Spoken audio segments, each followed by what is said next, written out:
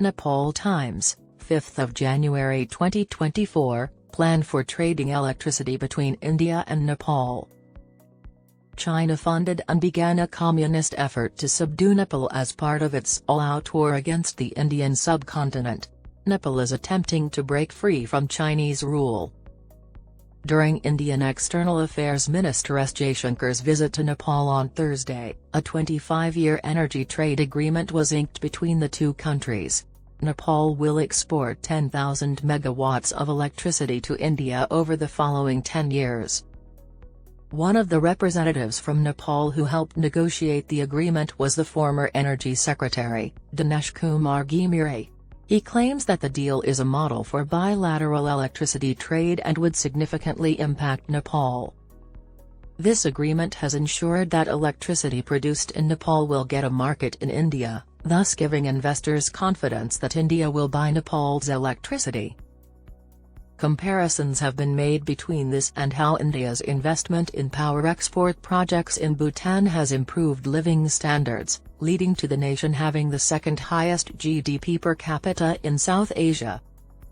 Critics counter that India is lagging like a colonial state and using Nepal's primary resource for its gain, not electricity, by controlling the waters of the Ganges tributaries flowing down from Nepal. But unlike the British or Chinese colonial subjection, India is paying market pricing. Experts wonder if the agreement will ultimately apply exclusively to electricity exported from current and future Indian hydropower projects in Nepal. The 10,000 megawatts of electricity shipped within the next 10 years will also include power generated from India-constructed and supported projects. SVJN and NHPC, two state-owned Indian firms, are presently engaged in projects around Nepal with a combined capacity of 4,600 megawatts. India has been pushing for more hydroelectric infrastructure in the interim, which might result in the country providing 80% of the electricity exported under the bilateral agreement in the upcoming 10 years from projects it has sponsored. Over 2,800 megawatts of power can be generated in Nepal, according to the Nepal Power Authority (NEA), with almost half of that amount being used domestically. India has a selective approach to purchasing electricity from Nepal despite the NEA's efforts to export excess power to the country during the monsoon. India, for example, has made it clear that it will not buy electricity from projects in which Pakistan and China are involved. This includes the 456 megawatts Upper Tamakosi project, constructed with Chinese contractors from Sino-Hydro, notwithstanding Nepal's funding. The Indian Energy Exchange Market (IEX) authorized the NEA to sell 39 megawatts of power at a competitive price in October 2021. Until now, India has raised that cap to 657 megawatts, of which a medium-term bilateral export agreement covers 110 megawatts, and Nepal exports 547 megawatts to India's competitive market. However, because of India's restrictions on power purchases, Nepal loses more than 600 megawatts of electricity yearly during the monsoon.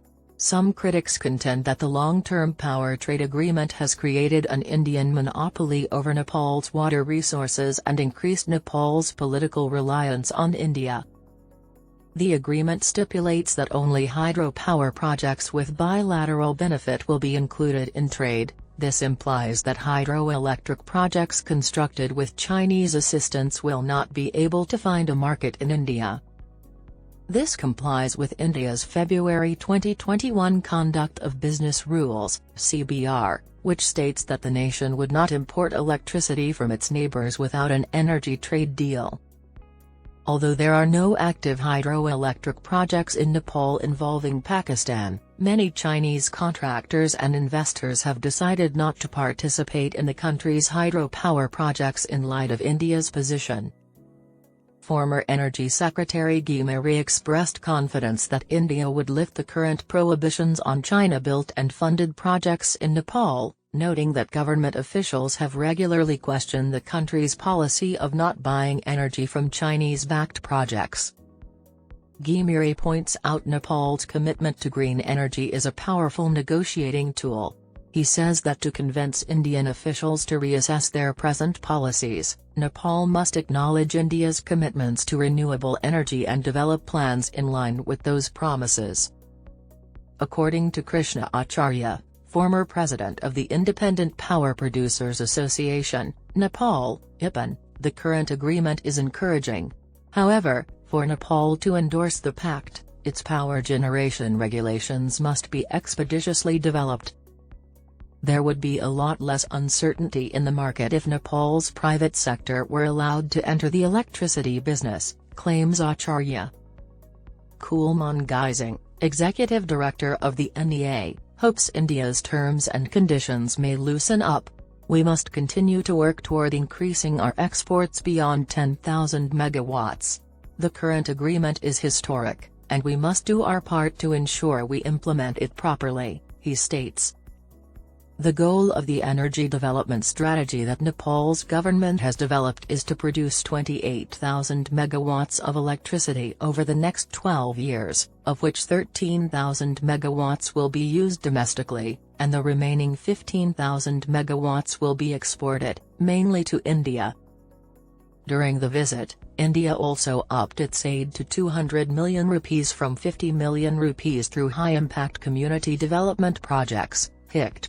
HICD, formerly known as Minor Development Projects, was launched in 2003 with an initial budget of 30 million rupees and later expanded to 50 million rupees under the tenure of Prime Minister Baburam Bhattarai.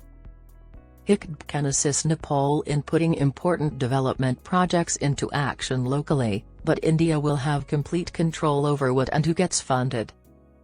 Local governments and non-governmental organizations, NGOs, may apply directly for assistance under the HICD. However, as per the directive, rural municipalities and municipalities must contribute 5% and 10% as counterpart funding. Even so, it is not legally obligatory. Nevertheless, such collaboration contradicts the federal policy on international cooperation and Nepal's constitution. Critics claim that accepting such help without officially informing the federal government is a red carpet for foreign meddling. Civil society has criticized the agreement as opaque, inevitably eroding Nepal's sovereignty. On behalf of the two nations, Gopal Sigdal, the Energy Secretary for Nepal, and Pankaj Agrawal, the Energy Secretary for India, signed the contract. The Indian Council formally approved the long-term bilateral Pact of Ministers in September after Nepali Prime Minister Pushpa Kamal Dahal originally unveiled it during his May visit to India.